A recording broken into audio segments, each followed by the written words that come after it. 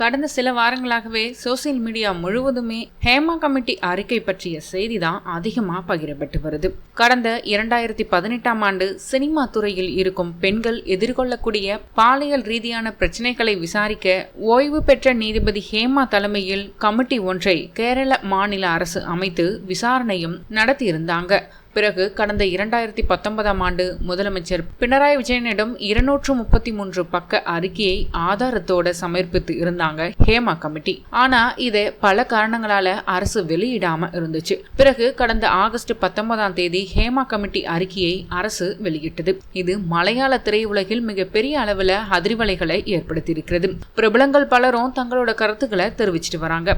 இந்த நிலையில நடிகர் நிவின் பாலி சினிமாவில் நடிக்க வாய்ப்பு தருவதாக சொல்லி பாலியல் தொந்தரவு செய்ததாகவும் அவருடன் சேர்ந்து சிலர் தன்னை மேலும் வன்கொடுமை செய்ததாகவும் நேரியமங்கலம் பகுதியைச் சேர்ந்த இளம்பெண் கொச்சி எஸ்பி அலுவலகத்துல புகார் அளிச்சிருந்தாங்க. இது உண்மைக்கு புறம்பானது என்றும் மோசமான உள்நோக்கம் கொண்டது என்றும் இதற்கு பின்னால் செயல்படுபவர்களை சட்டத்திற்கு முன் கொண்டு வர எந்த எல்லைக்கும் நான் செல்வேன், இந்த வழக்கை நான் சட்ட ரீதியாக சந்திக்க தயார் அப்படின்னு குறிப்பிட்டிருந்தாரு நடிகர் நிவின் பாலி. சரி, நடிகர் நிவின் பாலி யாரு? இவரோட பின்னணி என்ன? இவரு சினிமா பேக்ரவுண்ட் கொண்ட ஒரு குடும்பத்தில் பிறந்தவரா? இவர் என்ன படிச்சிருக்காரு? இந்த பெண் புகார் அளிச்சிருக்கிறாங்களே, இதுல இருக்கக்கூடிய உண்மை என்ன?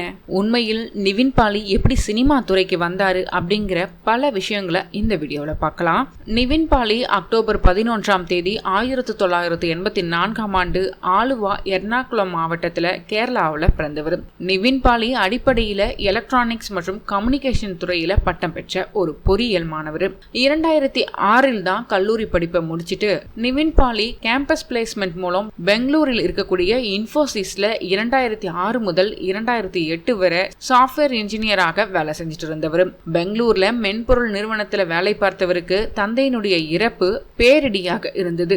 உடனே வேலையை உதறிட்டு தன் சொந்த ஊருக்கு திரும்பிட்டாரு. அங்கு அவரோட தாய்க்கு உறுதுணையாக இருந்துகிட்டே சின்ன சின்ன வேலைகளை செஞ்சுக்கிட்டு திரைப்பட வாய்ப்புகளையும் தேடிக்கொண்டிருந்திருக்கிறாரு நிவின் பாலி. ஒரு சாதாரண நடுத்தர குடும்பத்தை சேர்ந்த நிவின் பாலிக்கு திரைப்பட வாய்ப்புகள் ஒன்னும் அவ்வளவு எளிதில் கிடைச்சிடலையாம். 2010 வினீத் சீனிவாசனுடைய மலர்வாடி ஆர்ச் கிளப்பிற்காக நேர்முக தேர்வுக்கு சென்றவர்களில் நிவினும் ஒருவராம். ஆனா இறுதியில் படத்திற்காக தேர்வு செய்யப்பட்ட 12 நடிகர்கள்ல ஒருவராக கூட நிவின் பாலி இடம்பெறலையாம். நடிக்க வந்தவர்களில் ஒருவர் வராம போகவே மனம் தளராமல் இறுதியில் தன்னுடன் நடிப்பில் மெருகேற்றி கொண்டு கலந்து கொண்டு படத்திற்குள் நேர்முக தேர்வின் மூலம் நுழைந்தவர் தான் நிவின் பாலி. இது அவருடைய விடாமுயற்சியின் விளைவாக கிடைத்த ஒரு வாய்ப்பு. படத்திற்குள் அறிமுகம் கிடைத்த வருடத்திலேயே தான் காதலித்த தன்னுடைய கல்லூரி தோழியான ரீனா சாயினை 2010 திருமணம் செஞ்சுக்கிறாரு. இந்த தம்பதிக்கு ஒரு மகன் மற்றும் ஒரு மகள் இருக்காங்க. திருமணத்திற்கு பிறகு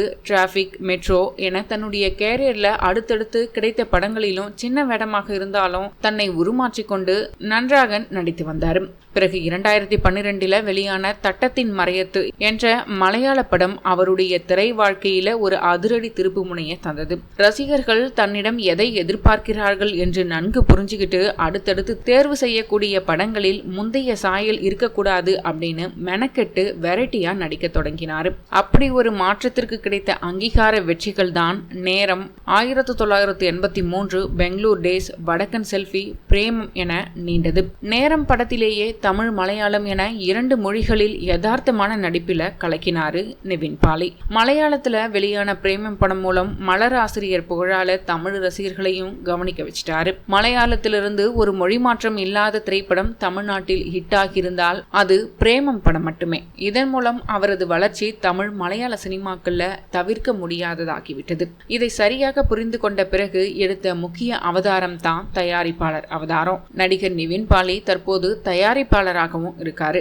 இந்த நிலையில தான் பட வாய்ப்பு தருவதாக கூறி வெளிநாட்டுல தன்னிடம் பாலியல் வன்கொடுமையில் ஈடுபட்டதாக நிவின் பாலி மீது கேரள மாநிலம் எர்ணாகுளம் மாவட்டம் நேரியமங்கலத்தை சேர்ந்த பெண் ஒருவர் செப்டம்பர் 3ஆம் தேதி ஊனுக்கல் காவல் நிலையத்துல புகார் கொடுத்திருந்தாங்க. இந்த நிலையில நிவின் பாலி மீது புகார் அளிக்கப்பட்டுள்ள பாலியல் குற்றச்சாட்டுக்கு அவருடன் பணியாற்றிய முன்னாள் படக்குழுவினர் எல்லாமே எதிர்ப்பு தெரிவிச்சிருக்காங்க.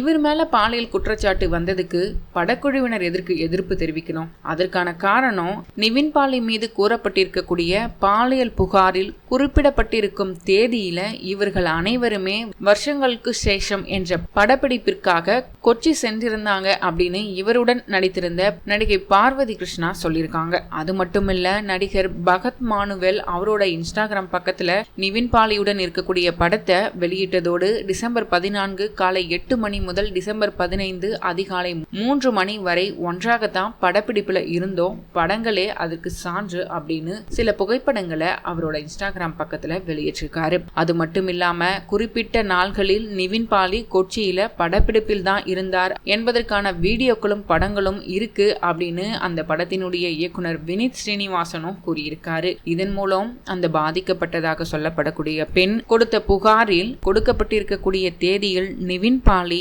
படக்குழுவினருடன் கொச்சியில் தான் இருந்தார் என்று அனைவரும் சொல்கின்றனர். இதன் மூலம் உண்மையில் நிவின் பாலி மீது வேண்டுமென்றே குற்றம் சாட்டப்பட்டிருக்கிறதா என்ற கேள்வியும் எழுகின்றது.